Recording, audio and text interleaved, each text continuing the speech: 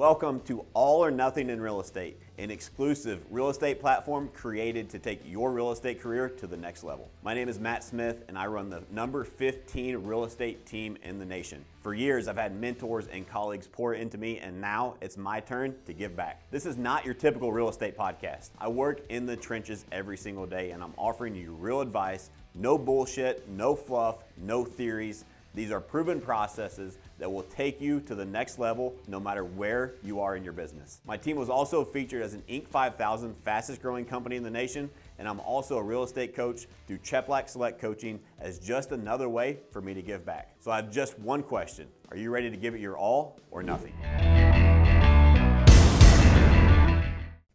So I've got the one and only Don Bordwell here with me today. Whoop, whoop. Good morning. Don has been on the team for a long time and helped me with a lot of the training that we build out and different things for the agents, and is one of the best salespeople I know. So I figured he'd be a good guy to help us, help you guys learn some things about handling some objections. I was actually filling up my water jug and was just thinking, what is an objection? And I used to make the mistake of thinking an objection means that somebody's arguing with me, so I have to argue back with them. Right? Because they're telling you something you don't want to hear. Whatever their objection is but it's your job is not to argue with them and prove that you're right. Your job is to get them to calm down and see that you're actually trying to help them. We'll get into this a little later, but an objection is not an argument, first and foremost. Number two is when somebody has an objection, you have to make them feel comfortable. That's the biggest trick. Is you have to make them feel comfortable. It's okay. Whether the objection is they're just looking, they're not ready to buy. Oh, this house isn't for whatever their objection is. If it's on the phone, right, and they're like, oh, I'm sorry, I'm busy. Don't take it personal and be on their side and be able to help get past that objection. To be a good real estate agent, in my opinion, you've got to be good at handling objections. The better you are at handling objections, the more opportunities you're going to have to help people. A lot of people don't realize that they need help, right? So they'll give you objections because it's just ways for them to, I use this analogy with the team all the time, right, Don? You walk into a shoe store, if shoe stores still exist. Sure. Right? But you walk into a shoe store. What is the first thing the person at the counter says? Hey, can I help you? No, sir, I'm just looking. Oh, okay, cool, awesome. Well, if you need some help, have any questions, just let me know. You walked into the shoe store to buy a pair of shoes. Why else are you there? You say you're just looking. So when you're calling a lead, they're on your website, they're always going to say, I'm just looking. That's the number one objection we get. Guess what? They're in your store. Help them look. How can you help them? They didn't come in your shoe store because they needed asparagus. That's right. So just because they say that if you guys take anything out of today, something that we try to continually train our agents on is being better at getting the opportunities earlier on. Anybody as a real estate agent can sell the low-hanging fruit stuff, right? Well, sure. It's the stuff that you can actually handle these objections, get past the conversation, and maybe build that relationship earlier in their buying cycle so that now you are the one that they go to and you build that relationship or educate them through the process, and the snowball effect of that over your business, over your career is very massive. It is indeed. Okay, you have anything you need to recap before we start talking about what an objection actually is? I probably do, since you're asking me. Okay. That was kind of a leading question, wasn't it? Yeah. So to recap, let me make my face where it's not. I got a weird screen here. Sorry, guys. So to recap, so last week we went over some prospecting stuff, right? We went over what is prospecting, why is it important, important concepts, speed to lead, how many times it takes to contact these people. Today we're going to go into a little bit more. We may hit a little more in depth on the actual script, but we're going to handle what I think is more important than the script is having a good conversation with the person. And having a good conversation, if real estate was as easy as every lead that you called said, yeah, I want to go look at this house tomorrow, there'd be a lot more real estate agents, right? Oh, gosh, yeah. There's a lot more to it to be able to help them self-discover that they're ready and that they need your help throughout this process. And a lot of that comes with handling what we call objections. So an objection could be, what? We're just looking. Oh, we don't have a down payment to buy. Right? Or, oh, our credit's not good enough. Oh, we already have a friend that's a realtor. Oh, we're just starting to look. Whatever, I can go on and on and on and on. There's tons and tons of objections. Our goal today is to help you get past those objections so you can have a better conversation with these people so that you can truly see if you can actually help them. So on my personal notes for these trainings, I always try to write down like the one thing that I really want to share because it means a lot to me, and I circle it, and I have like 1, 2, 3, 4, 5, 6, 7 of those on this page. I'm super passionate. I love overcoming objections. So and there's a reason for that. I love to help people, and a lot of times the best way you can help somebody is to educate them. So one of the things that, and I learned this from Matt Smith, in almost every case, what an objection actually is not truly an argument. It is a lack of education. It is somebody throwing up a defensive wall because they simply don't understand what they need to do next, what the next step is. They don't know what they don't know. And as the qualified real estate professional, our job is to figure out what that is, what we can do to help them, and most of the time that means educating them about what the next step is. It may be educating them about what we can do for them to make their lives better. But in most cases, if you're... Sometimes even if the education is, maybe it's not a good time for you. It certainly could be, and that's one thing that, as real estate agents, we don't want to talk about the fact that sometimes helping you buy a property or try to buy a property right now or sell one isn't necessarily what we need to do right now. We don't ever want to talk about that because we feel that that's a lose. But if our goal going in is to help people, there are times when, ooh, gosh, nope, you know what, today this is probably not the best purchase for you. And it's our job to get to the heart of the matter. We're going to talk about pain point. Once we get to the heart of the matter and understand where their objection comes from, gosh, their objection might be founded. But it's our job to find that out, right? 100%. Because how many times do we get objections?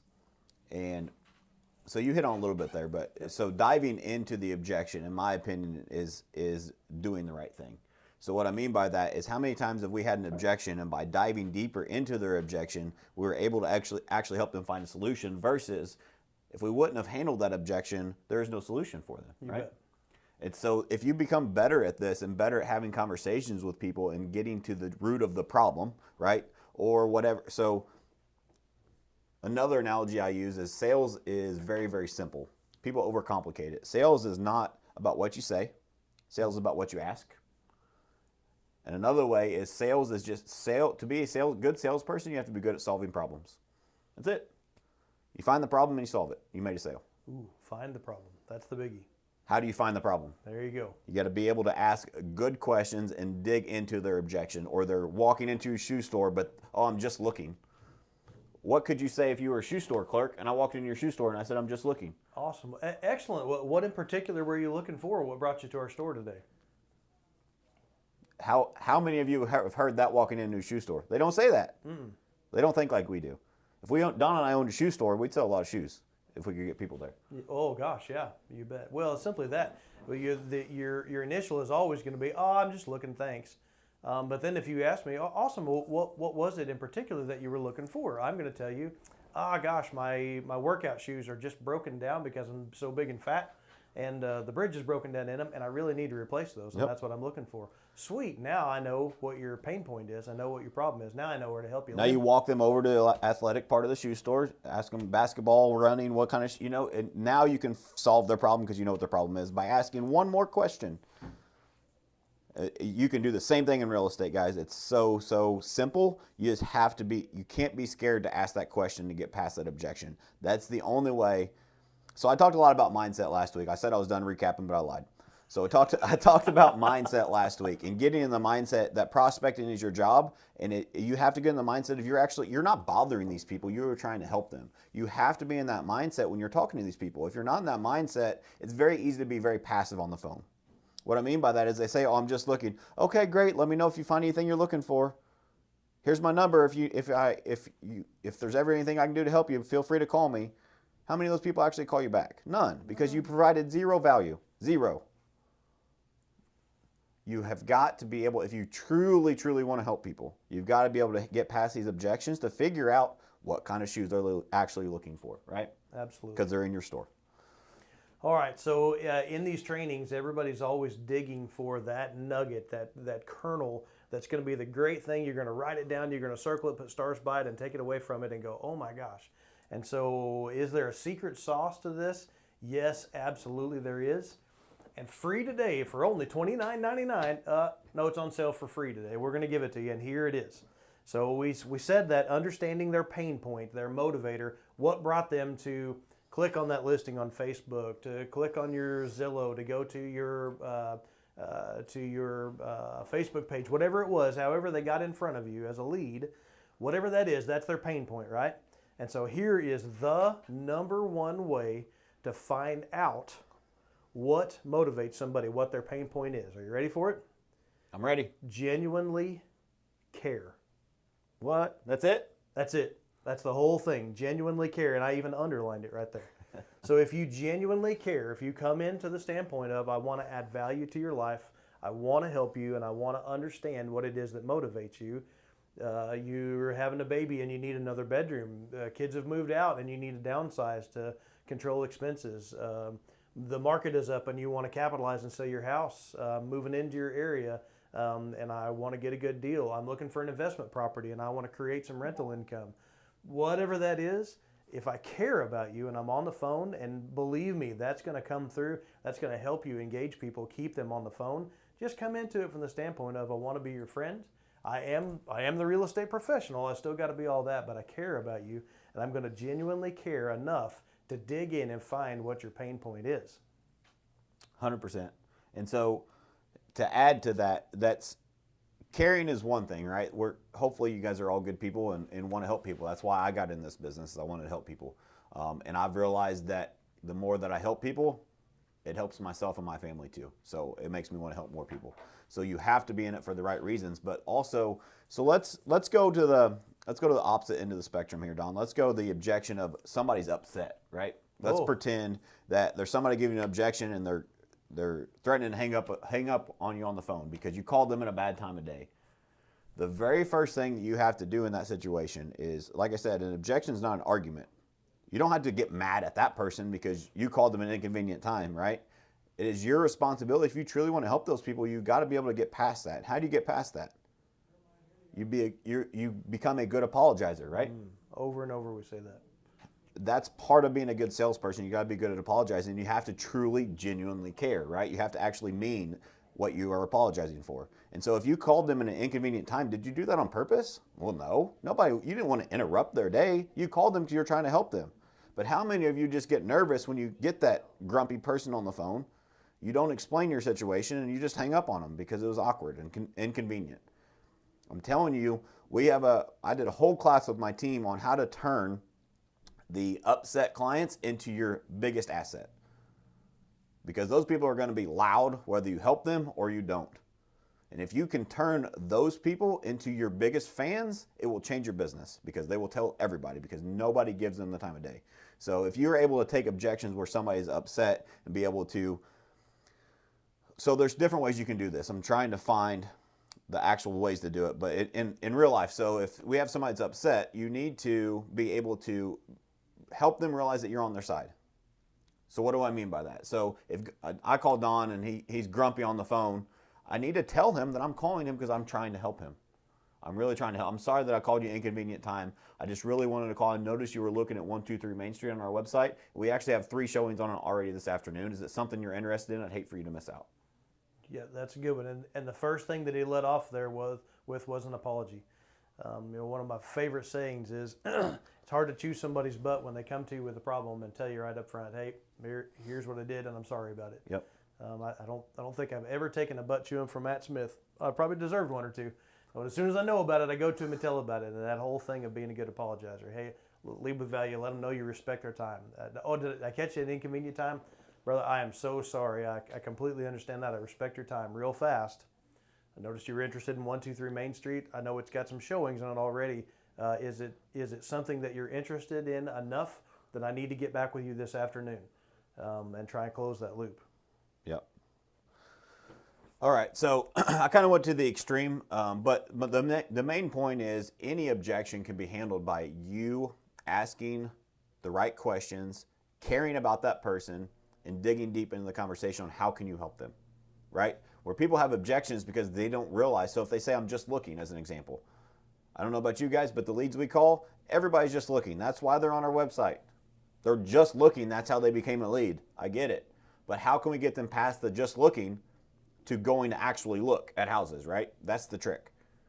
So, Don, how do we get past that just looking objection? Well, so let's give them a tool here. This is something that I teach a whole bunch. To engage somebody to get deeper off into that conversation, the first thing we got to do is keep them on the phone, right? So we want them to be comfortable. So in any kind of, this is a good example, but in any of those objections, the first thing I try to do is I try to normalize. And what I mean by that is I want them to understand that they're not the only person that I've gotten on the phone that has said, oh, I'm just looking.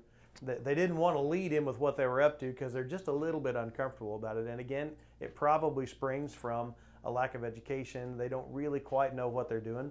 But it can be that, or it can be the, oh gosh, I'm, with my credit, I'm just not sure I qualify for a loan. Or 100%. Sorry to cut you off, but it's so important. You guys need to write this down. That is probably the gold nugget you're looking for from this. The number one key to handling objections is to normalize their objection. You bet. They say, oh, well, I think it's too early because I have bad credit or whatever. They may be embarrassed in their situation. But if you can let them realize, look, I deal with this all day, every day. This is normal. You're the third person I've talked to today that's had the same situation. And guess what? We were able to help 2 of those. Maybe we can help you too. If you do that and you can normalize that situation, their defense wall drops immediately because they realize, wait a minute, I'm not weird. And this person actually wants to help me. They've helped 2 other people just like me. Maybe they can help me too. They have a track record of it. You bet. And that does a couple of things. One, you're making them comfortable. But the other thing, and they don't realize this, you're beginning to set yourself up in this relationship as the real estate professional. Hey, I recognize what you said. Absolutely. People tell me that all the time, and I've helped lots of other people. Here's how I can help you. That's a good one. So normalize, make them comfortable, make them understand that this is a process that everybody goes through. Sweet. 100%. Love that. Yeah. That was gold right there, guys. Normalize it. So that was the second thing I was looking for earlier and couldn't find the words. Because you got to be able to apologize, but you can also apologize or normalize are the 2 ways that you handle objections. That's your very first go-to. So their objection is something that is so if you're a listing agent right now, right? Listings are hard to get by. Well, I don't know if I'll be able to find a house, right? I want to find my house first. You know what? You are on top of things. Compliment them is another way, right? So there's 3. So apologize, normalize, or compliment. You know what? That's a great question. Let me look into that for you. Do you know what that does when somebody's upset or somebody is giving you because people don't like salespeople, right? So if you can remove yourself from being a salesperson and actually genuinely care and try to help people over the phone, it makes a world of difference because not everybody does that. People are trying to be fast-talking salespeople, and that stuff doesn't work anymore. You have to genuinely care and genuinely want to help people. So if you can compliment them, so you can say, you know what, Don, that was a great question. I actually had 3 people ask that question earlier, and here's the answer I found for them. Hopefully it helps you too. I combined 2 of them together, right? So it makes a big, big difference on how the conversation goes from there. Sure enough. Sorry, I got distracted for a minute. You said 3 things together there that I just drafted a new training piece out of. It was an epiphany. Sweet. Okay. Who's Tiffany? Tiffany? We sold her house last week. Oh, okay. No, an epiphany. Oh, gotcha. Gosh, yeah. Man, there's so much good stuff that you can share out with this. Okay, so I've gotten into the objection. So we've identified the objection. If necessary, I've apologized. I've become a good apologizer, and so we've kept them on the phone. Now I've gotten them comfortable because I've normalized. Yes, your concern is, it's a legitimate concern. You would be amazed. I love this line. You would probably be surprised how many times a week clients say that very same thing to me. You're in good company. Yep. That's gold right there. You just a little chuckle. You know what? You're in great company. I hear that. You'd be surprised how many times people tell me that. And in that situation, here's what I recommend. Yep. So you normalize it, and then you also have a solution that worked for these other people that are just like them. Now there's light at the end of the tunnel. Now their objection is not their main priority anymore. They actually think there might be a resolution at the end, right? Which is huge.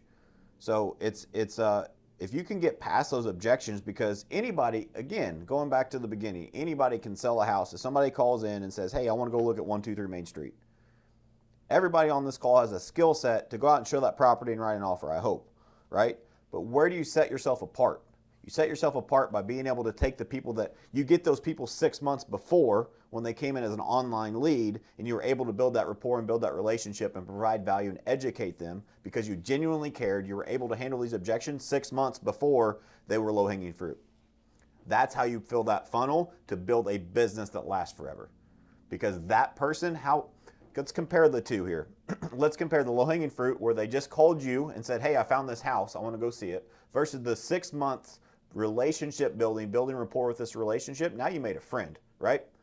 What is the long-term effect of those two clients? Which one is better for your business? The one you built a relationship with. They're your friends. You are going to own the conversation when you're not there.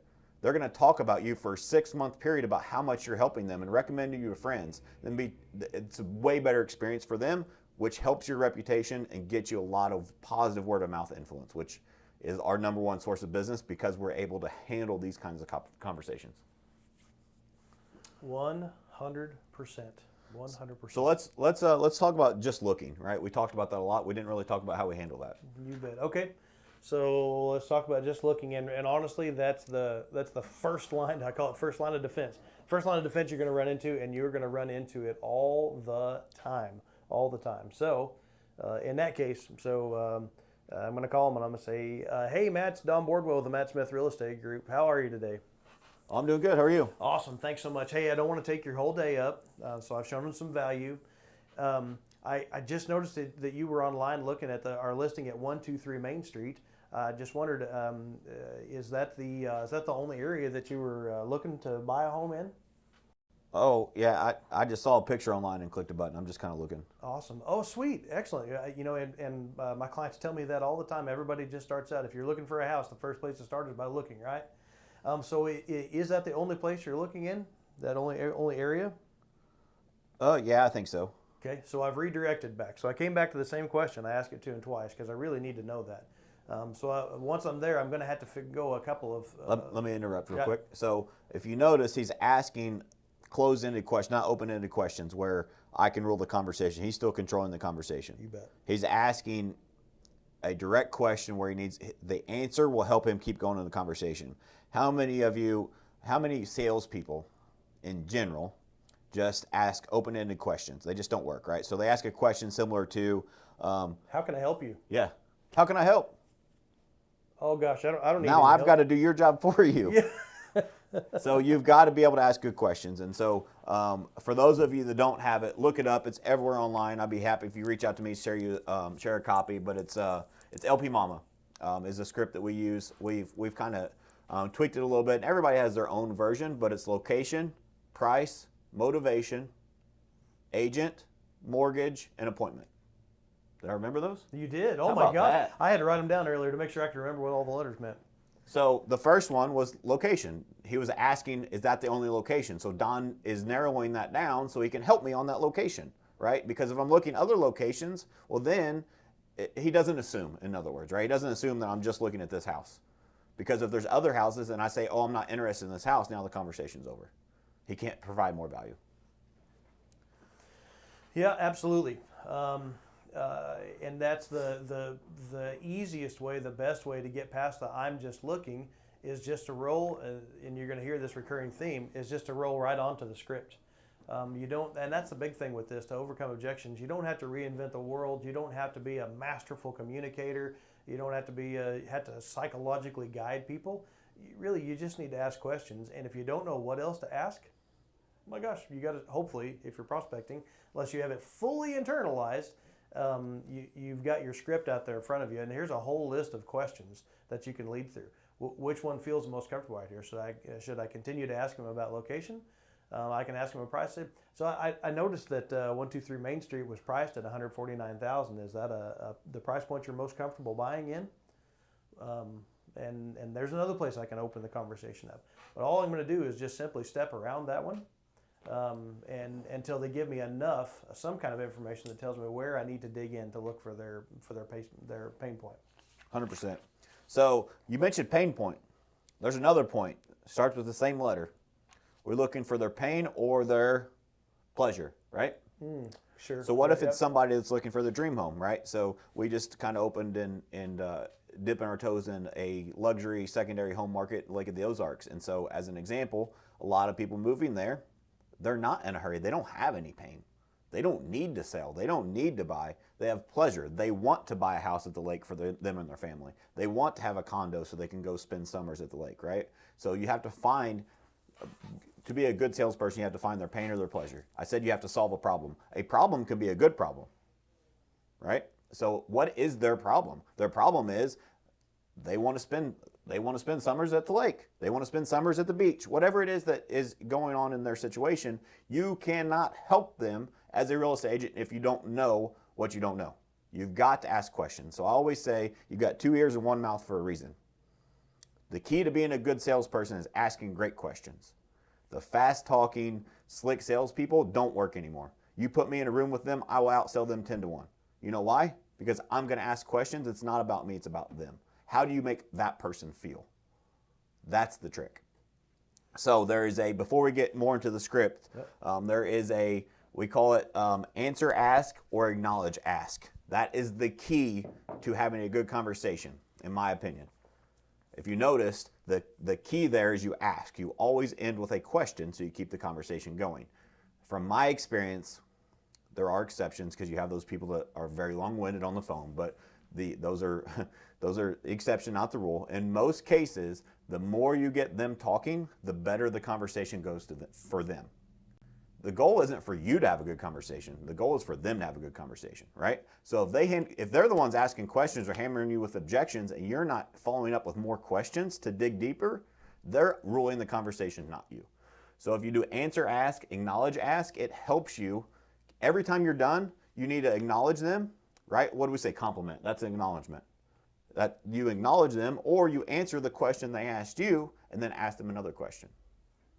So I love that. So here's a technique that I like to use that helps me get down through the script and get personal and dig in at the same time, which is an alternate. So what I'll do a lot of times is, so I'm gonna my script, I'm gonna open up with that location question. So the location question was on script. Then I'm going to ask a personal question. So my question was 123 Main Street in Waynesville, Missouri. So is Waynesville the only area that you're interested in buying in? And he said, that's pretty much where we're looking, but we're just looking at this point. And I say, awesome. So Waynesville is a beautiful community. It's a great place to look for a home, and there's a lot of value in homes too. So I asked him a question, got an answer, I acknowledge it. Now I'm going to ask another one. I'm going to say, so what brings you to be looking for a home in Waynesville?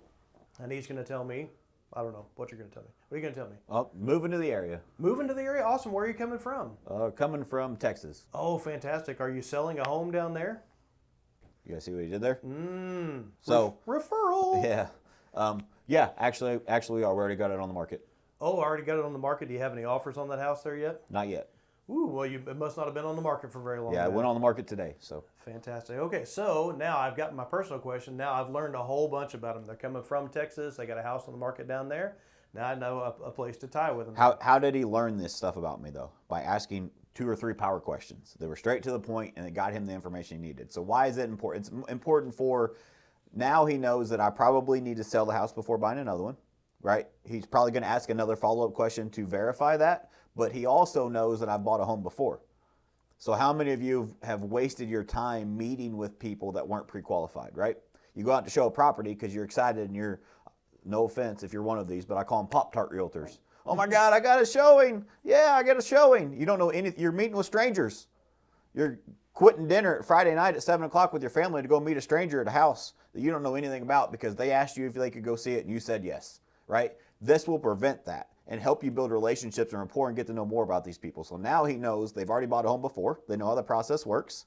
They are moving to the area. They've already listed their home there. If they hadn't, he could help them with an agent, right? So there's so much value that he knows that this is actually probably a good prospect without asking if they've talked to a lender because he's asked these great questions. Does that make sense? Does that make sense to you? It did make perfect sense to me. You bet. Particularly about the Pop-Tarts. I didn't see any of these faces nodding on the screen. Oh, so. I saw. Okay, yeah. I was just thinking, Pop-Tarts. Sweet. Okay, so having done that, another thing that I always say in scripting training is all roads lead back to the script. So I've gotten off script a little bit. I've asked a personal question. I've gotten past that first objective of I'm just looking, and I found out indeed they're not just looking; they're actively looking because they're fixing to be homeless. So that I'm going to go back to the script. The next, I don't have to reinvent the wheel. The next thing I'm going to go to. So that price, that house was priced at $149,000. Is that the price point that you're most comfortable buying in? Oh, I don't know what price point I'm looking at yet. Oh, really? Okay. So have you had a chance to visit with a lender and calculate payments and see what your purchasing power is in this market? No, I haven't yet. Okay, fantastic. All right. So what did I find out there? I learned a couple of really interesting things. It's interesting that they have their house on the market and they're looking, but they haven't visited with a lender yet. So they have a pain point there that they don't even know. Clearly, that's an educational thing. I should probably throw you some objections since this is objection handling. Well, there probably was, yeah.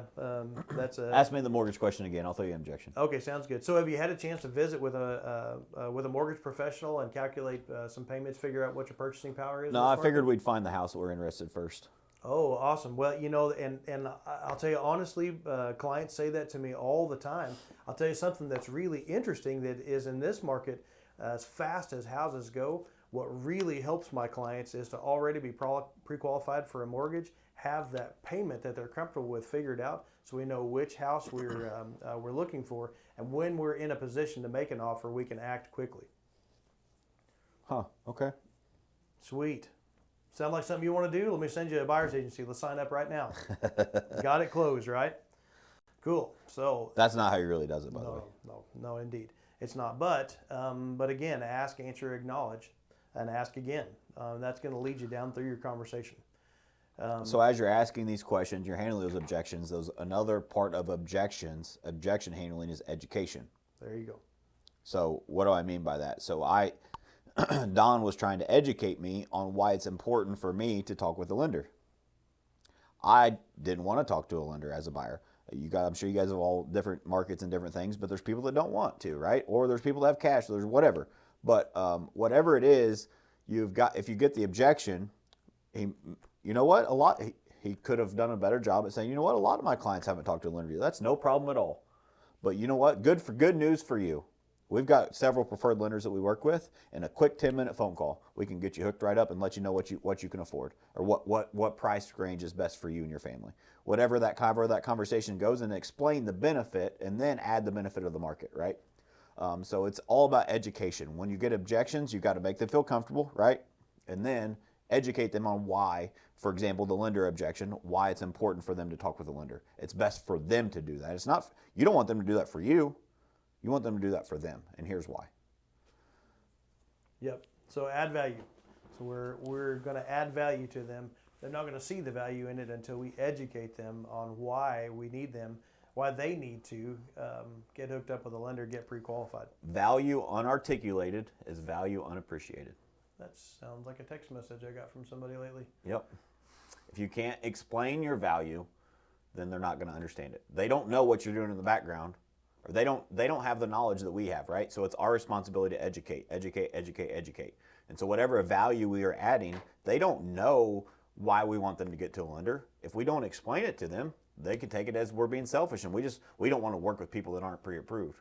Well, we probably don't, but at the same time, it's very important that they get pre-approved for their own benefit, right? And here's their benefits.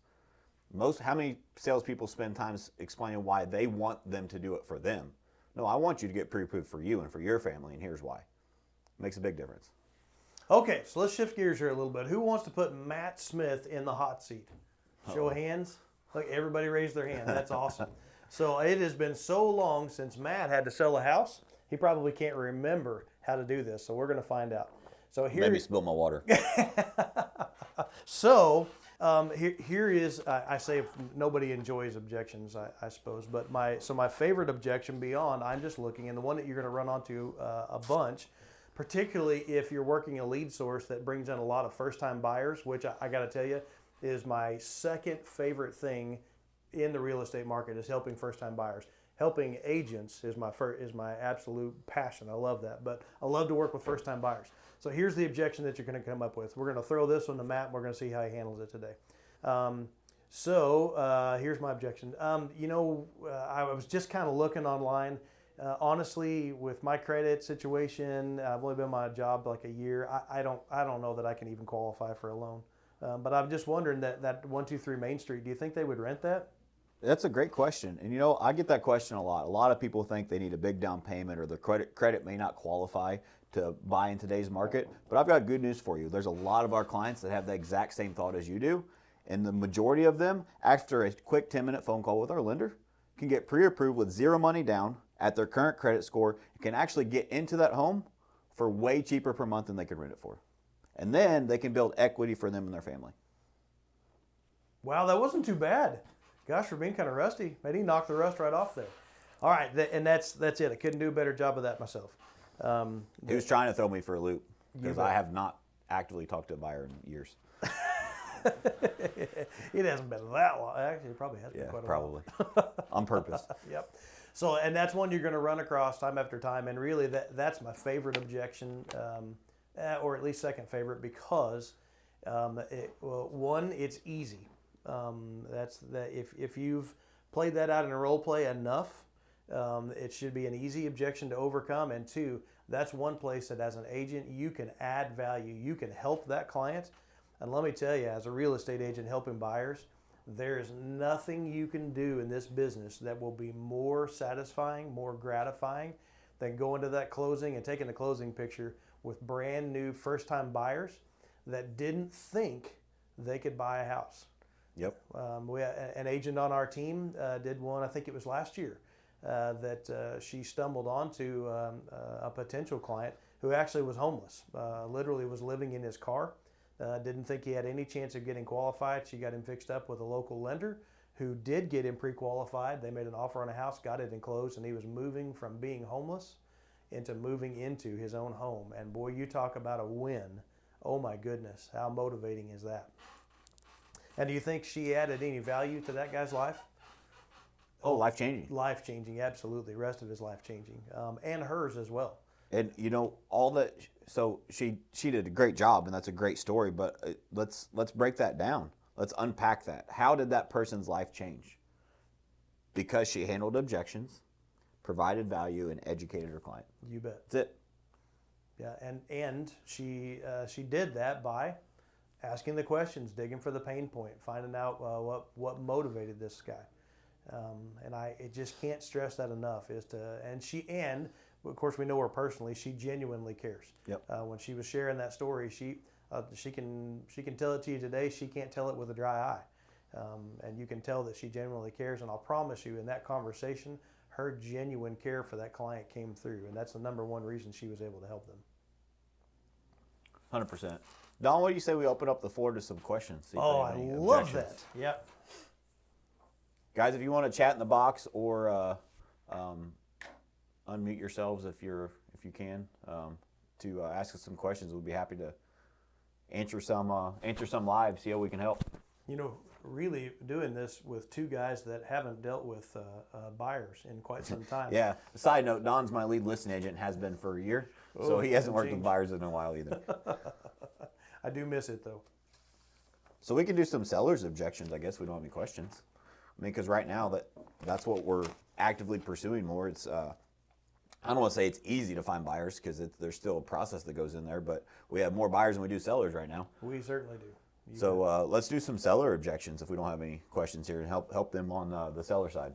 So first and foremost, how is the seller side different from the buyer side, in your opinion? Oh, only by everything. Yes and no.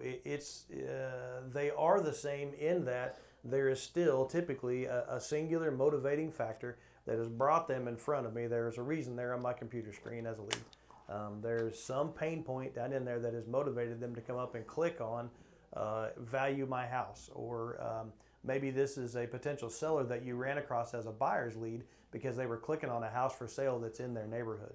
And it's the same thing. The first thing we've got to do is, the first thing they're going to say is, oh, I was just looking at houses. I'm not in the market at all. Awesome. We're going to acknowledge that, and we're going to normalize. My clients typically say that all the time. I hear that. I completely understand it. And then I'm going to continue the conversation because I got to dig in with a pain point. The sellers today are very, very different than sellers a year ago, 18 months ago. The sellers 18 months ago are concerned with, oh my gosh, can I possibly sell my house for enough to get out of it? The sellers today are very, very concerned with, how can I best capitalize on this market? How much money can I make? But there, did you have a question pop up? Yep. Okay. I'll table that and we'll come back to it. Okay. So William has a question. He said, for a Fsbo, I'm assuming this is what the Fsbo said when he tried to reach out. I had on the MLS for a few weeks. If realtors could sell it, they would have. Oh man, I wish I could have that one. You got it. Take it. All right, so if I was on the phone with Fsbo, I'd be like, you know what? They probably would have. If they would have had the power of our marketing, I guarantee you they would have sold it in if you got it on the market for a few weeks in this market, I would have just ecstatic over the top with this guy. I agree with you. Why didn't they sell it? Doesn't make sense to me either. It's all about the marketing. What can you do for that seller? Their agent either overpriced it, didn't market it properly, blah, blah, blah, whatever, right? So we need them to come up with the solution on what did their agent not do properly for it to sell. It wasn't your fault it didn't sell. And the thinking that just because it was on the MLS, it would have sold. No, they need educated. There's way more that goes into it. And so that's why our team or myself specialize, however, whatever situation you have, specializes in marketing. And so the MLS is like less than 1% of the marketing we do for your property. So to be honest, I didn't even see your property come on the market, Mr. Seller. Ooh, oh, that's a good one. How would he react to that? What do you mean? Well, see, that's why we do this marketing here. And then you just keep going and add value, add value, add value, add value, right? And then once you add value, you go to meet with them in person, and hopefully you've got a presentation that can actually back up what you're saying. Okay. Well, William said that was awesome, so hopefully that was helpful, William. Thank you for the question. Great question. Fantastic. Yeah, thanks for being interactive. So let's build on that a little bit. Thinking about our Fsbo script, and we do a lot of Fsbo training. The next thing you can do to extend that conversation a little bit to dig for that pain point is, and I love this question. I was amazed the first 100 times I threw it out there was, why do you think your house didn't sell? Yep. Because I'll promise you, if they listed it and then pulled the listing, they've got an opinion. Yep, and they were probably upset with their agent. The agent didn't. The agent never called me. Like, right? How many times you heard communication as an objection, right? So whatever. If you ask that question, that's an open-ended question, but it gets them thinking, and they're usually very opinionated at that point, right? And so if they're very opinionated, they've probably had a bad experience with the previous agent. So let them vent through that, figure out what that is, and then what do? Whew. You found the problem, now you solve it. You bet. What do you do so that doesn't happen to them again, and how else can you stack value on top of that? And if you throw on a Fsbo, if you throw out the question, Mr. Homeowner, Mrs. Homeowner, why do you think your house didn't sell? And they give you an answer, and they're likely going to. You talk about set you up for a home run. Oh my gosh. They're telling you everything they want. Absolutely. So they're going to tell you, they're going to talk about communication, they're going to talk about crappy pictures, they're going to talk about the fact I didn't see it on Facebook, they're going to talk about something. Now, not only do you know, I mean, they've given you the key to their house. This is how you're going to get in. Say, absolutely, you know what? So normalize, first I'm going to normalize. Gosh, that's unfortunate. Be a good apologizer. I am, on behalf of realtors everywhere, I'm so sorry that happened to you. Unfortunately, I hear this way too often. I have this conversation of people in your exact situation way too often, and that is a big piece of what motivates me. In our case, we'll say that's a big piece of why we do what we do. In our case, almost always, I can take one of our core values of our team and say, that's the reason that one of our core values is, and then throw out the core value that correlates with that. So based on that, I'll tell you really what I would like to do is, I would like to schedule a time that's convenient for you, stop by, do a quick walkthrough, tell you a little bit about what we do and why we can do a better job for you. Let me just figure out, maybe the home was valued incorrectly, but probably it just wasn't marketed correctly. How does Thursday at 2 o'clock sound for you? I have an opening. Yep. And then also you can add more value in. So we're working on this internally, and it's in Top Agent Experts group in our network group about the worry-free listing program. There's a lot of people in our network that do that. We're working on that internally we implement parts of it, but we're going to actually make it a separate addendum and add more value. But that's when you can bring that up. Well, that's why we have our worry-free listing program. It's for people just like you. We don't want you to have to worry when you list. And what value do you have in your worry-free list program, right? You can cancel anytime. That's why we do this marketing. That's why we do the ABC. And so that helps them become more comfortable, which is a very, very important part. We've got another objection here from Jacob Scott. Jacob, I think I saw you in Dallas. Thanks for attending, buddy. So he says, this is in quotes, I would like to find a home first before I sell my home. But can you show me XYZ Banana Street? You've been listening to Tom Ferry, Banana Street. But I think he's probably trademarked Banana Street by now. But anyway, so let me read it again. I would like to find a home first before I sell my home. So what is the first thing you should do? Normalize it. You know what? I talk to a lot of sellers that are like that these days, and I completely understand. If I was in your shoes, I'd probably want to do the same. How is that for handling objection? Now, are they on their toes ready to argue with you? Or is their wall lowered so they can actually have a conversation? Yeah, that's the trick to handling objections. Their wall is here, and an objection. That's why they gave you an objection. They don't trust you. You're just a salesperson. They don't need you. Once they find a house, then they'll call a real estate agent because that's when they need them. But if you can drop that wall to say, you know what, I hear that all the time. And to be honest, if I was you, I would want to do the same exact thing. Now you're a person. You're a human. You can have a conversation. And then you meet with them, right? Get in the door. What is it, 77% or something of real estate agents meet with of clients work with the first real estate agent they meet in person. Indeed. And you guys know most real estate agents don't have all the tools and the training and stuff that we have in this network, right? They're not a part of these trainings. So you guys have way more that you can add to them than most agents, and still almost 80% of them get the business anyway. You bet. You got to get face-to-face. Okay, so specifically to that objection, and that's a great one. That's another one. That's a home run. As soon as you acknowledge that and normalize it, and you've got them comfortable, you got to know which direction to launch from there. Well, there's a few different directions we could go. I think about buying power. That's one of my power phrases. I love that, buying power. It sounds so good. Say awesome. So really, a big piece of understanding your buying power is knowing where you're going to be in the market with the house that you're selling, so I can have you best prepared to buy your next home. Then I'm going to talk a little bit about setting the appointment to come out and figure out what their house is going to be worth on the market. There is the potential that you could have even more capital to work with on the next purchase than you're thinking you have. And there's a power phrase. He said buying power. There's another power phrase that we're starting to use internally, and we're going to start using it more because Don's getting ready to write it down because he's going to forget we had this conversation. A lot of homeowners right now have hidden equity they did not realize they have. So if you're looking to upgrade, right, and you have that hidden equity, that's your key to get in the door. Everywhere across the country, home prices are on the rise and have been for a year, right? So what if they have $80,000 in equity they didn't realize they had? Now they can qualify for a different category of buying. Maybe they're looking in the wrong buying category. Maybe they don't realize it. So you have to educate and provide value, and don't just be an order taker. You're a professional. Help these people. By helping them, if you ask these questions, you can help them solve their problems. They didn't even know they had this problem. But now you're the hero. If you come and meet with them and say, you know what, I can actually get you $80,000 more for a down payment for your next house, now you're the hero. Now they can buy their dream home for the same amount of money per month as they were going to buy a home they weren't as excited about. And why were they able to do that? Because you were able to handle these objections and help them solve their problems. They didn't realize they had those problems, but you added value to their life. Ooh, I just wrote a whole script in my head written around hidden equity. Oh my gosh.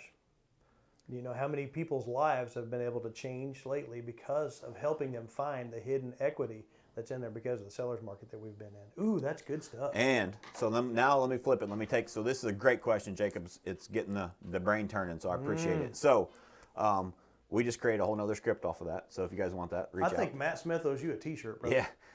And then, second, so their real objection is they want to find a home first. It's hard to find a home in today's market, right? It is. It just is. So we have to sympathize with that, but we also have to tell them, so we have a buyer advantage program, a VIP buyer program, whatever you want to call it, right? What does that do? Well, we as a high-performing real estate team list more homes than anybody else in the area. So we will give you exclusive first access to these homes coming on the market. And did you realize, I don't know in your state, check with your state laws, in the state of Missouri, you can actually do seller after closing possession, meaning you can rent your home from the new owner for however time period you set until you find a new one. Did you realize you had that option? It may not work for everybody, but a lot of people don't realize they can do that. Again, it's educating them on they do have options. They're not actually stuck like they think they're stuck, right? So then you talk about the Buyer Advantage Program, and we list more homes than anybody in the area. So with this Buyer Advantage Program, you'll be the first to know about these properties coming on the market, but let's meet so that I can see what you're looking for in your new home. Because their focus right now isn't on selling. Their focus is on buying. Mm-hmm. So if you try to talk to them about how you can get their home, sell their home for more money, blah, blah, blah, that's not going to speak to everybody at this point. Their true objection here, I'm assuming, because again, this is a role play, but if it was a real conversation, I would dig deep enough to figure out that I believe their true objection is they need to find a home. So me talking about selling the home is irrelevant. They don't care.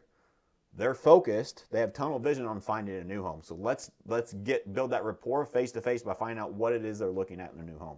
If you guys don't have a dream home form for your agents that you send with clients, you need one. It's perceived value, and it helps you understand what they're looking for, and it helps them put what's in their mind on paper for you to be a better agent for them. And the best way to get them to fill out a dream home form is to fill it out for them with them. There's nothing will help you in that process better than them articulating directly to you what it is they're looking for. That's a side note there, but that's a fantastic position to be in.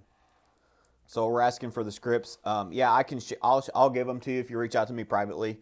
Guys, I apologize. I'm working on a platform that we can share all these in with everybody and actually spread this to more people than just our network. So I'm working on a platform, hoping to have that finalized this week. We'll have all the recordings, any files attached to it, all that. But in the meantime, just reach out to me privately. Facebook Messenger is probably the best, and I'll get you whatever it is, as long as I have it. So Deborah says, how do you first approach them? Deborah, I need a little more information from you there. I'm not sure I understand, unless Don can answer that. He's a better mind reader than me. So are we talking about specifically the open of the conversation when they first answer? That's what I'm thinking that question is probably geared towards. Okay, let's go with that. Okay. So in my case, I'm, leverage what you can. I can really speak to my case for myself. I'm certainly not going to dazzle them with my good looks, which is why we're on the phone instead of video chat. But I got a great, big, friendly personality, and I'll spend just a second on that. When I dial, I like to be on my feet, and we always talk about smile and dial. If you don't think that comes across on the phone, you are incorrect. Let me correct you, because it does. Mindset is everything when prospecting. So when I open that up, I'm going to stand up, I'm going to smile, and then when they answer the phone, I'm going to say, hey, Deborah, it's Don Boardwell with the Matt Smith Real Estate Group. How are you today? So I did a couple of things. One, when I rolled into that, I rolled right into it. I didn't ask, hey, is this Deborah? I'm going to assume that my number was correct and the person that I had associated with was correct. I'm going to roll right into that. I'm going to be friendly and big and boisterous going into that and let them know, even though they're a little wary because they didn't recognize the number when they picked up the phone or when they called me back, that I am super friendly and I'm not going to steal their lunch. You're not going to steal their lunch? I'm not going to steal their lunch. Okay, well, that's good to know. Unless it fits into my macros this week, in which case I might. So Don was saying, talking different things, and it brought up, it sparked something in my brain. So I talked about this last week, but I didn't actually show you the visual. So I need to find a digital copy of this because this is the only copy I have. But this is how people receive communication. 55% of it is visual, body language. 38% is tonality, so how you say it, smile and dial, and only 7% is actually what you say. So why is that important? Number one, you lose 55% over the phone immediately. Gone. I can't see you. Why is it important to get face-to-face? because you can use body language. People receive communication better that way. But if you don't smile and dial, if you don't get in the right mindset, you're also going to lose 38% of it. You notice Don and I today, we're not Ben Stein in it. We're not just talking all monotone because we get excited about it. We get passionate about it. We actually like helping people. Yeah. You have got to match whoever it is you're talking to on the phone because that resonates with people. When it's something you're excited about, you got to be excited. When it's something that you're apologizing, you've got to apologize, right? Do you see the difference? It makes a big difference on how people receive communication. So make sure, I'll try to find a copy of this, but I pulled this out. You can see all the pinholes in it because I use this all the time because it's so important people understand that. And your energy when you open up, Deborah, getting back to your question, your energy, I can do a few things there. I can be energizing or I can be disarming. Depends on how you answered. Are you a high I personality and you're boisterous and inquisitive when you answered? Are you a high D personality, which means you're Matt Smith? And you probably don't want to be bothered on the phone. Jab point. And if you're ID, then we need to, we may need to disarm that person. So take a step past that. So energy, when you open with folks, when you first make contact, to me, energy is everything. Roll with the punches a little bit. Be cognizant of how they answer, what you got out of the first part of the conversation, out of the way they answered. That's going to tell you a little bit about how you're going to deal with them. But the other answer is script. You don't need to reinvent the wheel. You don't need to have the coolest, masterful open that you spent nights and nights and nights sleepless coming up with on your own. That's going to be the perfect thing. Gosh, use your script. I'm going to look at my script, and almost always my script is probably going to start with location. As soon as I greet them, I'm going to say, "Hi, Deborah. Don Borbo with the Matt Smith Real Estate Group. How are you today?" And you're going to say, "I'm okay. What can I do for you?" "Awesome. Hey, I don't want to take your whole day up. I just noticed that you had clicked on our Facebook ad for 123 Main Street, and I'm going to go into my script. So how do I open with them? I'm going to take them straight to the script and start right there." And almost every situation you can't go wrong if you just follow the script. Yep. So, and Don, let me ask you this question. We got to wrap up here. So, what's more important, the script or how the conversation goes? Well, how the conversation goes, absolutely. So I just want to make that point before we end here. Yeah, you bet. So the script is a couple of things. One, it has necessary information, most of which we need to be able to help the client. And again, at the end, that's what I want to do. I want to help. I want to add value to their life. But two, it's also a little bit of a roadmap or it's a safety net. Particularly when agents are a little new in scripting, they get out on the floor, you get on the phone with somebody, and somebody throws them a curve. And they say, "Oh, no, I wasn't looking for property. I was looking for reindeer food," or something like that. And they lock up and they go, oh my gosh, I don't have any idea what to say. Worst case scenario, if all else fails, know that you got a safety net. You can fall back to the script. And that's what it's for. But what's really, really important is the relationship. Yep. All the stuff that happens, filling in the bones between those script questions, that's where the gold is. That's so where you show value. A perfect conversation is a mixture of you're building a relationship, you're building rapport, you're building trust, and you're also getting the valuable information from the script that you need so you can actually provide value. But if you had to pick one, if you had to be script but no relationship, or relationship and no script, relationship will win every time, every single time. So spend more time being able, that's why we talked about handling objections, right? There is no one size fits all because it depends on what they said, but how you react to their objection is everything. I want to throw one thing in before we wind up. How close are we on time? We're done, but. Okay, so last parting thought. Let me go worst case scenario. They've thrown up 3 objections that you just simply couldn't overcome. They're just that hard-headed. Don't leave any open loops. The one thing I don't want to do, no matter what, is get off the phone and say, "Okay, well, thanks for taking my phone call today," and hang up, right? One thing I'm going to do is say, hey, awesome, I understand all that. Thanks so much for taking the time to visit with me. Tell you what I'm going to do. I think I would like to just follow up with you in about 3 months and see if your situation has changed and just see if there's anything I can do to help you at that time. Sound good? I'm going to get their permission for that. No, I'm going to assume permission. Okay. I'm going to tell them I'm going to because I'm not going to give them an opportunity to say no. Sure. And along with that, if I said 90 days, that means I'm creating myself a to-do in my CRM for 45 days right? We cut it in half. You bet. And if I said, hey, I'll just touch base with you next month, that means in 2 weeks, I've got it to do to give them a call. Yep. No open loops. Close that loop. So now you have an open door. Hey, we talked 2 weeks ago, and I told you I'd give you a call back. So here I am. How are things going for you? Right now, if you keep good notes in your CRM, that's a different conversation. Why does this Don guy keep calling me? Mm-hmm. You're building a relationship, right? You're building that trust and that rapport, because people think real estate agents make too much money. They don't do enough work, and all they do is show houses and open doors. You got to show them that value. What more? What more can you do? Don, you got a few more minutes? So she specifically asked for a Fsbo, how could you get in to meet them? Add value. Show value. How do you do that, Don? Well, as of today, I'm going to start talking about the hidden equity in their home. But there's a few different things. A fantastic question, and gosh, we could do a 90-minute training on that specifically alone, and we do pretty regularly. So that's going to be guided by my conversation with them. So I've got a few leading questions. Wish I had my Fsbo script up here. Stand by. In that, I'm going to say, there's a few questions I'm going to ask. I'm going to say, did you have your house listed before? If it was or it wasn't, either way, I'm going to ask them, hey, so have you had any showings? Yes, maybe they did. Yes, maybe they didn't. And then I'm going to ask the questions, why do you think your home hasn't sold yet? And what? So let me back up. So Okay. The very first thing I'm going to ask them is I'm going to call out the elephant. Hey, I noticed that you had your home listed for sale. They do. They have it Fsbo, right? And I was just curious, what are you asking for your home? I haven't introduced myself. I haven't done nothing. I could be an interested buyer. I haven't done anything unethical or anything. But as soon as I say, hey, this is Matt Smith Real Estate Group. I noticed you had your home for sale by owner. I was just curious, could I list that for you? That doesn't work, right? Because you're a salesperson. You're not helping them. But if you get them talking, hey, I noticed you had your home listed for sale. I was just curious, what are you asking for your home? Please. You already know, you see it, but it doesn't matter. You're giving them a chance to talk, right?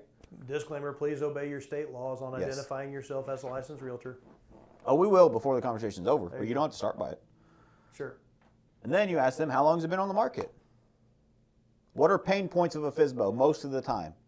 They're showing non-qualified buyers, no showings, or they're tired of people walking through their house and there's no follow-up, right? Fsbos don't work even in this market. They just don't. Most of them are leaving money on the table they don't even realize, this hidden equity, right? So it's our responsibility to get past their objections or their perception of what we do for them to actually show them the value. So the best way to do that is help them self-discover. So how do we let them self-discover? What is the price? How long has it been on the market? Oh, it's been on the market about 3 months. Oh, really? How many qualified buyers have you shown? Qualified? That's a power word. What's that mean? I didn't know what's an unqualified buyer. They don't know, right? Now, if they say, "Oh, well, we've had a lot of showings." Oh, really? How many have you had in the last week? Oh, we had one. Oh, was that buyer qualified? I'm digging deeper because they didn't hit on that, right? They don't know what a qualified buyer is most of the time. Well, he said he's going to go talk to his bank. Oh, how long ago was that? Have you heard from him? You're digging for pain, right? So then, do you have any offers on your home? You planning to stay on the area? I'm just going through our script here on different questions we have. Don, you have any? I do. So, for me, in that situation when I'm calling Fsbos, typically speaking, that conversation getting into their door is going to go one of two directions. And which one of these is going to be determined by some of those questions and the conversation that we were just talking about there. But I'm going to go one of two ways. One, I'm going to go, we have a lot of pre-qualified buyers right now. They're what we call hot A buyers, which is a real estate term for pre-qualified, ready, willing, and able buyers that we can't find houses for. What I'd really like to do is I'd like to come out, do a quick walkthrough on your home and see if your home would make sense for any of them. I've got an opening Tuesday at 1 o'clock if that would work for you. Oh, no, would 5 o'clock work better? I can move a couple Let things. me interrupt there. So Okay. what I do, depending on how the conversation goes, so a lot of Fsbos are like, oh, I'm not listing my home, right? If they're one of those people that you aren't open to working with an agent, and you can tell that very early on in the conversation, which happens, I will handle their objection before it's an objection. So Don said, we have a lot of ready, willing, able buyers. I want to come out and see if it works for any of our buyers. And before I stop there, I continue and don't let them interrupt. Because a lot of times they'll say, oh, well, realtors have done that before. And, well, if you just send your buyers to me or whatever, right? But so before they can do that, I do a run-on sentence and I keep going. I don't want to overpromise, though. I'm not telling you that we have a buyer that's perfect for your home. What I am telling you is that we sell more houses than anyone in our area, and we have a ton of pre-qualified buyers right now that cannot find the home that they're looking for. And I would be doing a disservice to them and to you if I didn't come out and look at your home to see if it would work for one of my clients. How does tomorrow at 2 o'clock work? Now you're in the door, you're face to face. What was the stat that I just told you earlier? Roughly 80% of clients work with the first agent they meet in person. And what approach did you take? Did you lie to them? And did you do the sleazy real estate thing and say you have a buyer for their home? No.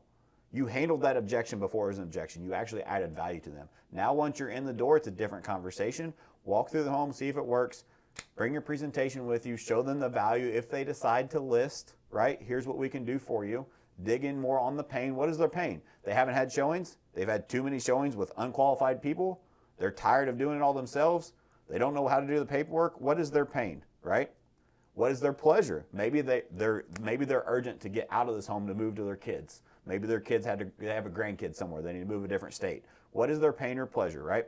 Now you tie to that presentation, add value, stack. Now you got the listing. Okay, so and right now that's probably the predominant one.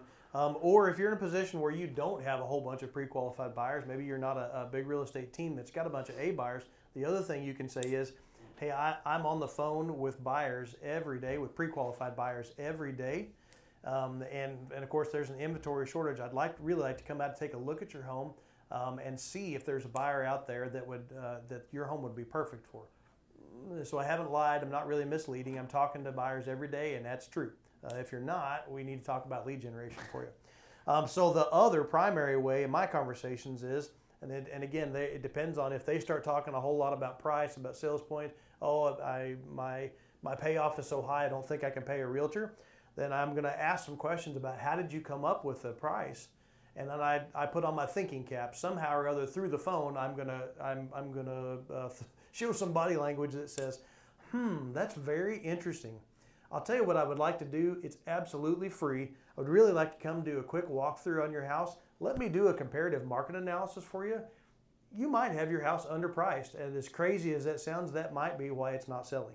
But I'll do this for you, and I do it for sale by owner clients all the time. And let me just verify your price. There might be hidden equity in there. How'd you like that? And what else could you bring with you on that appointment that could be a perceived value as well? Well, gosh, pre-qualified buyers would be one thing. But what are you thinking? So we have a home prep guide that you could plug and play, leave it on the kitchen table, have it all logoed and branded to yourself. You know what? I just want to help you, Mr. and Mrs. Seller. And so even if this doesn't work out, we can't make the CMA work, I just wanted to leave this to you because these are the proven strategies that help us sell more homes than anybody else in the area for top dollar. And so I just wanted to leave this as my gift to you. It's just a quick checklist of things that, everybody knows, but it's just put together in a pretty little checklist. Like open your windows, clean the home, make sure there's no pet smell, all that good stuff, right? But that's value to that person because just because we're in the field every day and we know this stuff, they may not. You bet. Okay. What else you want to cover? I think that's it. We're way over on time. We're over on time. Thank you. Would you leave the CMA or keep it for them to contact you again? So we don't do the CMA until we see the home, Deborah.